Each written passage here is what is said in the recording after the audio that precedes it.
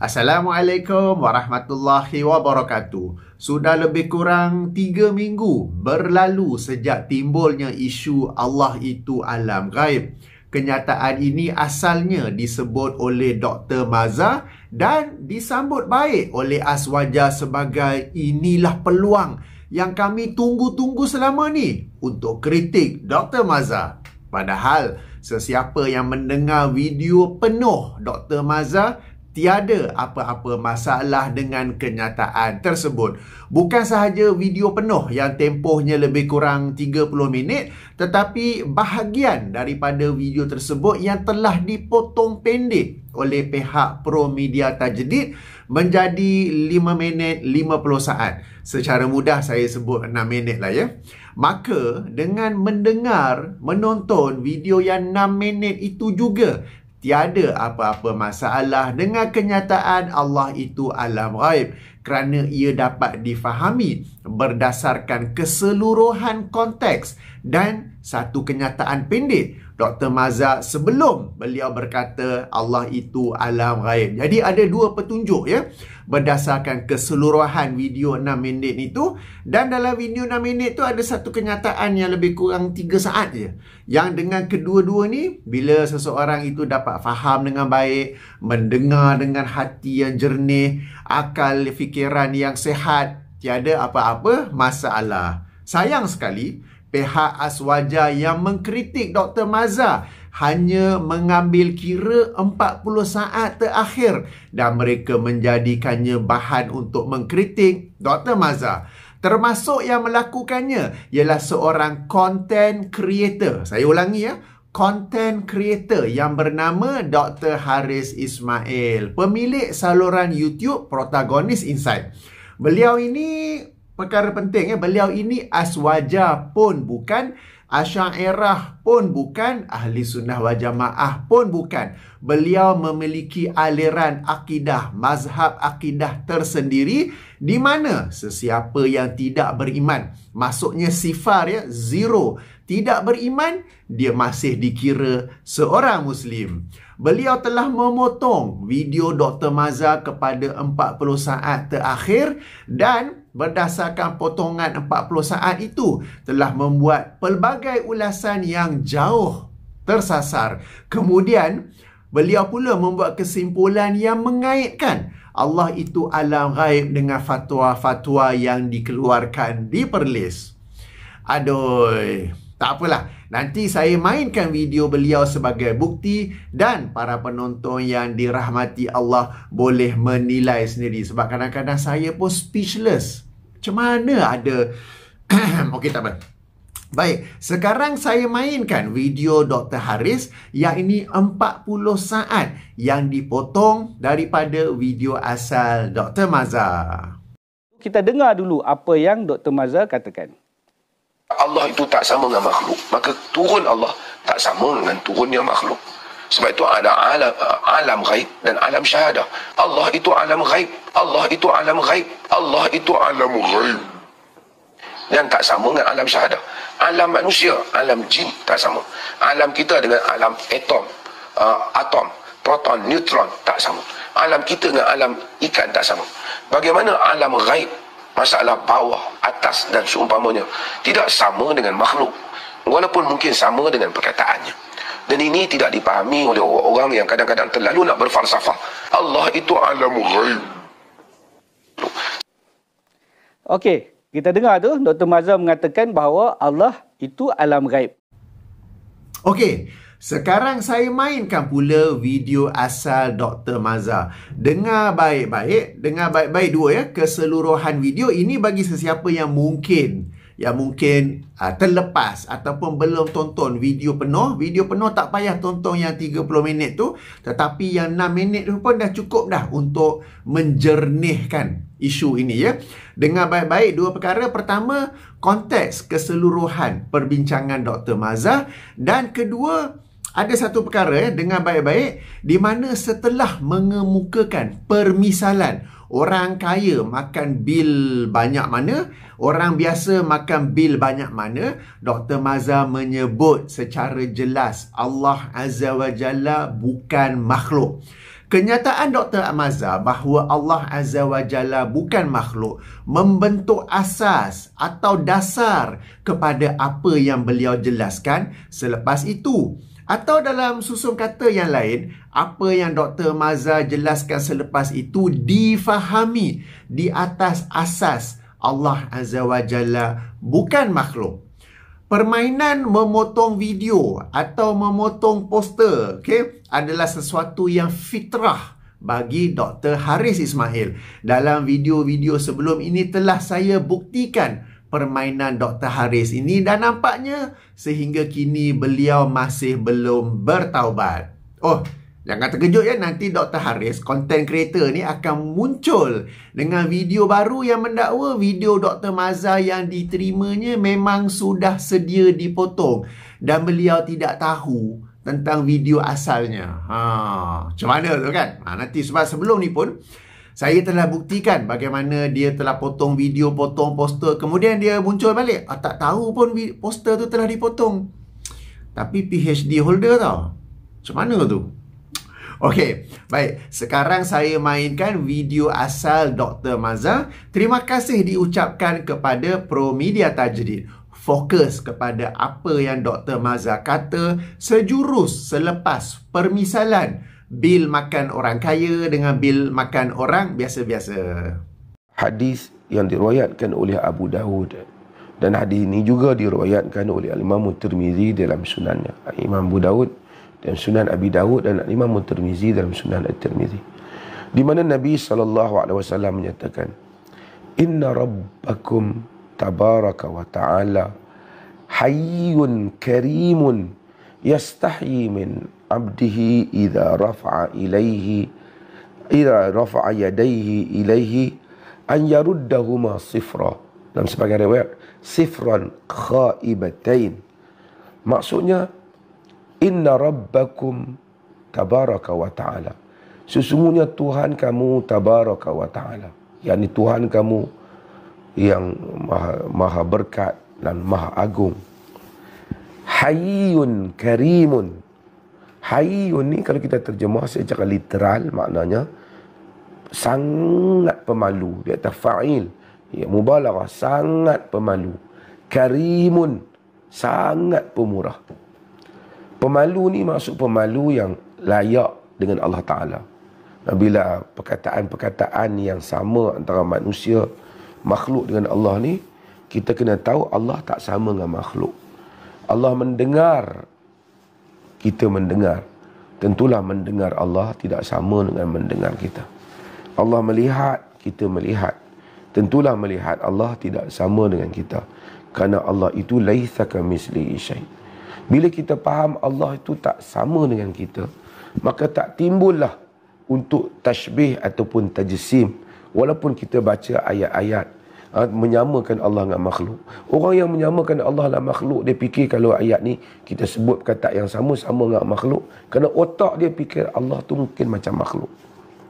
Saya nak buat contoh lah, nak bagi mudah untuk kita faham kan. Kita umpamanya, kita orang sama-sama makhluk, belum dibandingkan dengan Allah Jalla wa'ala yang maha suci untuk dibandingkan dengan makhluk. Sama-sama makhluk kita. Kita gaji kita katalah 4,000 sebulan. Kan? Sikit gaji kita.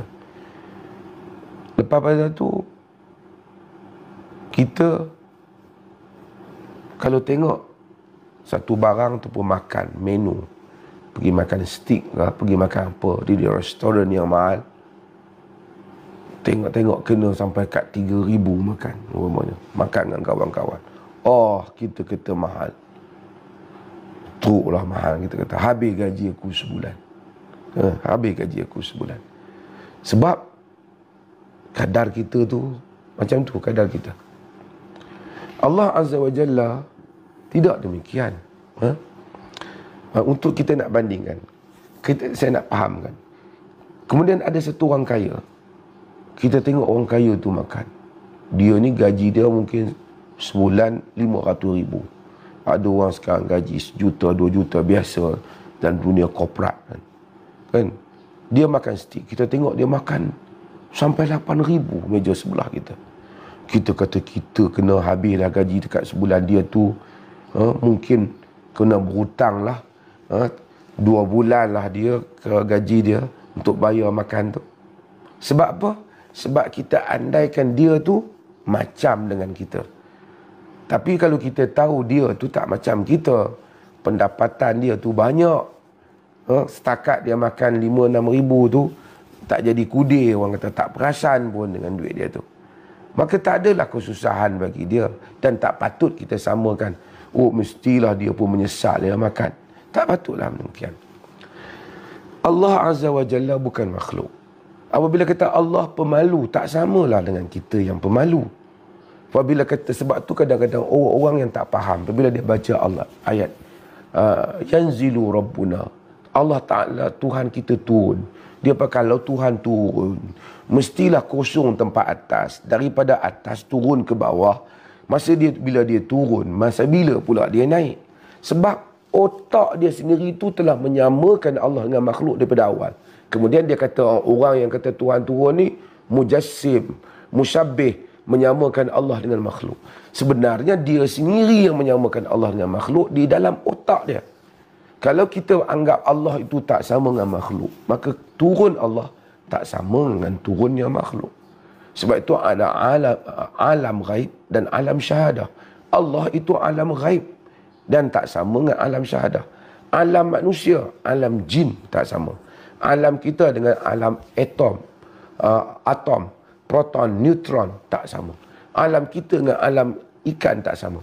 Bagaimana alam ghaib, masalah bawah, atas dan seumpamanya, tidak sama dengan makhluk, walaupun mungkin sama dengan perkataannya. Dan ini tidak dipahami oleh orang yang kadang-kadang terlalu nak berfalsafah, lalu mereka terlepas daripada mengagungkan ayat-ayat Allah ataupun mengakur di atas perkataan-perkataan yang digunakan oleh Rasulullah sallallahu alaihi wasallam ataupun yang digunakan oleh Allah Subhanahu wa taala di dalam kitabnya ataupun oleh Nabi SAW di dalam sunnahnya. Okey, dengar tak Dr. Mazhar sebut bahawa Allah Azza wa Jalla bukan makhluk. Kemudian barulah beliau menjelaskan perkara lain, termasuklah Allah itu alam ghaib. Berdasarkan kenyataan Allah Azza wa Jalla bukan makhluk, bererti Allah bukanlah makhluk yang hidup di alam ghaib, bukan makhluk yang berada di alam ghaib, dan Allah tiada kaitan dengan alam secara istilah, kerana alam adalah makhluk sementara Allah bukan makhluk. Perasan tak? Pihak Aswaja yang mengkritik Dr. Mazhar dalam isu ini, mereka membahas alam dari sudut istilah, dari sudut Asy'ariyah, dari sudut istilahnya. Padahal tak semestinya difahami dari sudut istilah. Bagi sesiapa yang terlepas, saya mainkan semula bahagian di mana Dr. Mazhar sebut Allah Azza wa Jalla bukan makhluk. Saya ulang 3 kali ya, bagi sesiapa yang mungkin prosesor dia slow, tak boleh nak tangkap. Allah Azza wa Jalla bukan makhluk. Allah Azza wa Jalla bukan makhluk. Allah Azza wa Jalla bukan makhluk. Okey, jelas semua ya. Sebab itu, bagi sekian ramai yang menonton video Dr. Mazhar itu, baik yang secara penuh 30 minit ataupun yang dah memang dipotong 6 minit, mereka tiada apa-apa masalah atau tidak berlaku salah faham tentang kenyataan Allah itu alam ghaib. Ini kerana mereka faham asas yang Dr. Mazhar telah letak sejak awal, bahawa Allah Azza wa Jalla bukan makhluk. Kemudian, berdasarkan potongan 40 saat itu, Dr. Haris Ismail membuat sekian-sekian ulasan yang tidak ada nilainya untuk saya ulas, sehingga kepada kesimpulannya best. Ini saya nak ulas sikit. Ayuh kita dengar kesimpulan beliau. Jadi, jika Dr. Mazhar tidak membetulkan kembali apa yang Dr. Mazhar cakap tu, maksudnya memang Dr. Mazhar percaya apa yang dia kata itu adalah betul. Allah di alam ghaib ataupun Allah itu alam ghaib. Adakah memang itu yang Dr. Mazhar pegang, percaya sebagai seorang mufti yang mengawal perkara-perkara tentang agama Islam di negeri Perlis? Itukah apa yang Dr. Mazhar nak sampaikan, nak kembangkan kepada pengikut-pengikut Dr. Mazhar, penduduk-penduduk negeri Perlis, dan adakah fatwa-fatwa yang dikeluarkan oleh negeri Perlis ini berdasarkan kepada akidah bahawa Allah itu alam ghaib ataupun berada di alam ghaib? Okey, dah dengar ya? Sampai dikaitkan isu Allah itu alam ghaib dengan fatwa-fatwa yang dikeluarkan di negeri Perlis. Hello, Dr. Haris, knock. Boleh tak cuba buat satu video jelaskan bagaimana Allah itu alam ghaib? Boleh ada kaitan dengan fatwa-fatwa yang dikeluarkan di negeri Perlis. Cuba cerita sikit apa maksud fatwa, apakah isu, topik, perkara yang difatwakan, bagaimana sesuatu fatwa itu dibincangkan sebelum dikeluarkan, bagaimana ia dikeluarkan dalam bentuk kenyataan ke apa, dan dari aspek apakah ia ada kaitan atau boleh ada kaitan dengan Allah itu alam ghaib.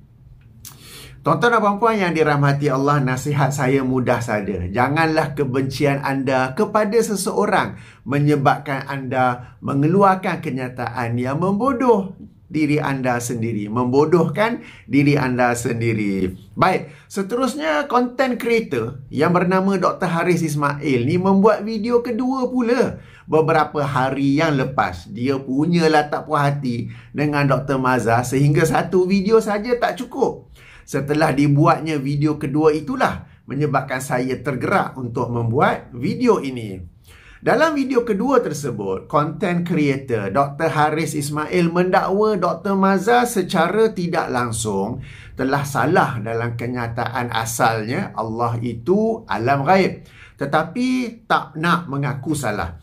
Dr. Haris memahami bahawa Dr. Mazhar telah salah kerana Dr. Mazhar berkata kenyataan Allah itu alam ghaib perlu ditakwil. Ayuh kita dengar kenyataan Dr. Haris dalam video keduanya beberapa hari lepas. Dr. Mazhar dah menjawab dengan mengatakan bahawa apa yang dikatakan oleh beliau iaitu Allah alam ghaib itu perlu ditakwil. Maksud dia secara tak langsung Dr. Mazhar mengatakan bahawa kenyataan tersebut Allah alam ghaib itu salah lah. Secara tak langsung beliau dah mengakui lah bahawa beliau salah. Sebab beliau mengatakan bahawa perkataan itu Allah alam ghaib yang dikeluarkan oleh beliau itu perlu ditakwil. Jadi bagi mereka yang mempertahankan kenyataan tersebut, yang mengatakan bahawa memang Allah alam ghaib, memang betul apa yang Dr. Mazhar katakan itu semua, salah lah. Jadi anda kena tahulah bahawa Dr. Mazhar sendiri secara tak langsung dah mengatakan ia salah. Dr. Mazhar mengeluarkan kenyataan tersebut di dalam Facebook beliau dan juga di dalam YouTube. Jadi anda faham-fahamlah, cuma Dr. Mazhar tak mengatakan bahawa kenyataan tersebut salah. Baik, ada dua perkara yang saya nak tegaskan. Pertama, sejak awal Dr. Mazhar tidak salah kerana telah meletakkan asas dalam videonya yang asal itu bahawa Allah Azza wa Jalla bukan makhluk. Kedua, kaedah dalam ilmu agama, ilmu usul fiqh, usul tafsir dan sebagainya menyebut bahawa setiap kenyataan difahami secara zahir, melainkan terdapat qarinah bahawa yang dimaksudkan ialah kiasan, sesuatu yang perlu ditakwil atau apa-apa lain. Maksud qarinah di sini ialah petunjuk, bukti atau konteks perbincangan, atau dalam bahasa Inggeris orang sebut apa? Ada clue, okay? Ada clue that it is not meant to be understood literally but in some other way. Di sini ada dua qarinah. Qarinah pertama ialah keseluruhan penjelasan Dr. Mazhar dalam video asal yang tempohnya 6 minit. Bererti apa? Konteks perbicaraan ataupun keseluruhan perbicaraan penjelasan Dr. Mazhar. Qarinah kedua ialah kenyataan Dr. Mazhar bahawa Allah Azza wa Jalla bukan makhluk. Maka, apa yang dilakukan oleh Dr. Mazhar bukanlah mengaku salah, tetapi tak mengaku salah. Atau tiba-tiba mendakwa kenyataan itu perlu ditakwil. Akan tetapi, walau bagaimanapun, namun begitu, yang beliau lakukan ialah meluruskan salah faham yang berlaku di sisi segelintir yang memang sengaja hendak salah faham. Ya. Saya ulangi, meluruskan salah faham yang berlaku di sisi segelintir yang memang sengaja hendak salah faham. Baik, ayuh kita dengar video penjelasan Dr. Mazhar. Sekali lagi, terima kasih kepada Promedia Tajdid. Saya ada tengok ada orang buat potongan daripada siri apa nama kuliah kita ni. Ada dia potong satu siri yang nombor berapa. Saya sebut saya cerita tentang Allah, makna Allah turun ke langit dunia, dan tentang arash. Dan saya kata Allah ni alam ghaib. Jadi dia potong yang tu, geng-geng yang kata mereka sufi, mereka aswaja ke apa ni, mereka potong yang tu dan mereka cuba kafir dan sesatkan saya kerana saya kata Allah ni alam. Tapi saya rasa ini satu jenis penyakit yang serius di kalangan manusia ni dengan menggunakan topeng agama. Kadang-kadang kononnya pengajian sufian ni membersihkan diri hati, tetapi ia sebaliknya. Dalam ceramah ni biasalah kadang-kadang kita skip perkataan, tapi bukan kita maksud, kita kena faham antara perkataan tu. Di dalam hadis yang diriwayatkan Imam Bukhari, Nabi kata sebut hadis qudsi, yasubbu banu adam ad-dahr wa ana ad-dahr, kan, biyadi al-lail wan nahar. Bani Adam mencerca apa nama masa, sedangkan aku itu masa. Sedangkan aku itu masa, maksudnya sedangkan aku pencipta masa. Pasal apa kita takwil? Bukan takwil kerana dia ada qarinah yang kuat. Qarinah maksud dia ada kaitan, kerana Allah menyatakan pada tangannya malam dan siang. Dan jadi bila saya sebut Allah ni alam ghaib, maksud Allah ni membincangkan atau menceritakan tentang alam ghaib. Jadi dia jadi kata kafir, murtad, macam tu lah, bisa sesat. Saya rasa penyakit juga manusia ni. Padahal banyak orang yang dengar kuliah ni, macam-macam kita cerita tentang mahiyati doa. Macam satu orang tengok tiba-tiba nampak ular. Allah, ular. Dia kata kamu telah menjadi kafir sebab kamu kata Allah itu ular. Astaghfirullah. Untuk Allah maksudnya dia terkejut. Maksud ya Allah, ular, dia potong itu. Allah ular, sesat, kafir. Kononnya inilah ajaran aswaja mereka. Saya rasa ini satu, saya tak ada rasa apa benda tu, biasa saya tahu lah tabiat mereka begitu. Tetapi ini bukan pendekatan yang bagus. Di dalam agama ni, benda-benda yang boleh, kadang-kadang tempat yang tak ditakwil, mereka takwil. Tempat yang patut takwil ataupun dibuat, dia panggil takdir dalam bahasa Arab, diandaikan, kita kena andaikan. Macam bila orang cakap, orang ceramah kan? Bila kita ceramah, mesti ada perkataan yang kadang-kadang kita skip, tapi kalau kita tengok pada konteks tu, kita faham lah maksud kepada konteks ayat tu. Dia potong hak tu je, dia buat, dia hantar buat suara. Kemudian saya tak peduli sangat benda ni, tapi dia kata tengok, telah menyamakan Allah, telah menyatakan Allah itu alam. Maksudnya saya telah dalam kuliah ni telah kata Allah itu adalah makhluk alam. Come on, common sense.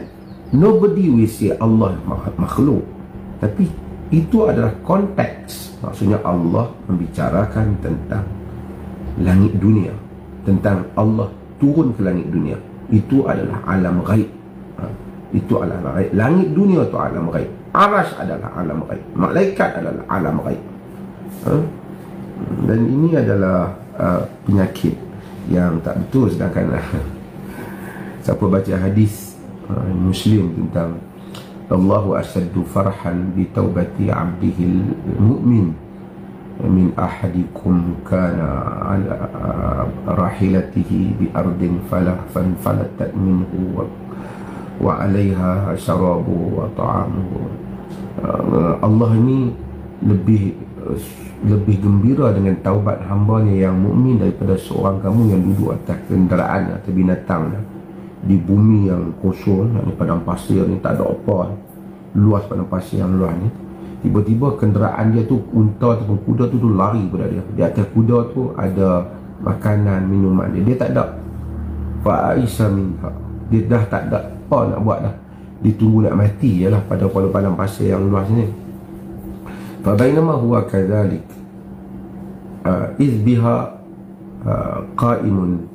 qa'imatun, ketika dia duduk dalam keadaan tu, tiba-tiba dah kecewa lah dengan hidup ni, binatang tu datang balik, kata Nabi. Nabi nak buat contoh. Fa akhadha bi khitamiha, dia pun pegang tali kuda tu, unta dia tu. Maksudnya tak sangka lah haiwan tu patah balik. Dia kata, Allahumma anta abdi wa ana rabbuk, ya Allah, engkau adalah hambaku dan akulah Tuhan. Nabi kata, akhta'a syiddatil farah, tersilap kerana terlalu gembira. Ulama-ulama akidah kata, siapa yang ungkap satu ungkapan yang dia tak maksudkan, dia tidak menjadi kafir. Walaupun dia sebut, ya Allah, kau adalah hambaku, aku adalah Tuhanmu, tak jadi kafir kerana dia bukan maksudkan. Jadi ini pun satu penyakit juga. Yang menariknya, geng ada yang tarekat tu yang dulu cuba mengandaikan, siapa tunjuk kat saya, kalau minta kat pokok pun boleh kita andaikan, minta kat mayat pun boleh kita andaikan, bukan mayat tapi minta kat Allah. Tapi bila dia ambil potongan Allah itu alam ghaib, dia kata yang ni kufur, yang ni kufur. Ini adalah penyakit. Saya dengar siapa, saya jarang ikuti medsos ni. Kadang-kadang kalau ada anak-anak buah duk bagi ataupun kawan-kawan bagi, saya tengok gitu-gitu je lah, tak ni sangat.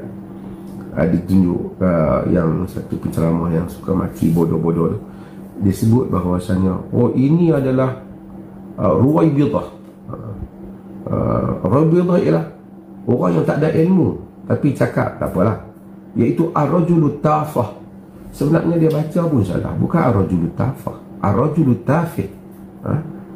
Ar-rajulu tafih hadis dibaca dengan kasrah. Itulah bacaan yang boleh sahih, tak apalah. Tapi saya sebut ini adalah kadang-kadang saya sembang dengan penonton dalam sembang ni tentang siri menghayati doa, dan itu adalah yang kadang-kadang bila bersembang macam itulah, kita ada perkataan kita skip tapi orang yang dengar dia faham konteksnya apa. Memang kita nak mengelakkan skip tu, tapi skip macam orang kata, macam saya sebut tadi, kita kena tengok burung, so Allah, burung, wish, kau telah kafir kena katakan Allah tu burung. Come on man, maksud Allah, ya Allah, Masya Allah, itu burung. Allah ini alam ghaib, maksudnya Allah ini berbicara tentang alam ghaib.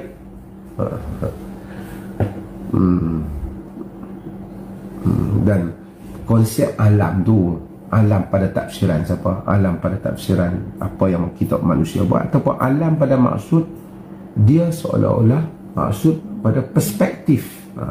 Macam kita, dia tu duduk satu orang, duduk dia di alam dia sendiri tu, bukan dia pergi masuk satu alam. Ada alam tu maksudnya dia di dalam konteks dia tersendiri. Dia duduk di dalam itu pun alam juga. Sebab tu makan, makanah, ada benda-benda dalam bahasa. Apa yang kita faham dari bahasa, hanya kerana perkataan itu tiba-tiba, Dr. Mazhar telah kata Allah itu adalah makhluk, maka dia telah kafir. Begitulah. Tapi bila tengok pi minta kat kubur, itu ada maksud yang lain. Pi minta, pi kata boleh doa kat pokok, itu ada maksud yang lain. Kita kena andaikan. Subhanallah. Ini adalah sejenis keadaan yang kurang sihat. Alhamdulillah. Baik, moga-moga dengan penjelasan saya ini beserta bukti video-video yang saya kemukakan dapat meluruskan apa-apa salah faham yang mungkin berlaku. Macam saya kata, ramainya faham okey saja. Segelintir yang sengaja nak salah faham, tapi yang saya bimbang mungkin ada sebahagian lain yang terikut dengan segelintir yang sengaja nak salah faham tu, lalu pun mereka pun tersalah faham. Maka moga-moga video saya ini dapat meluruskan salah faham mereka itu.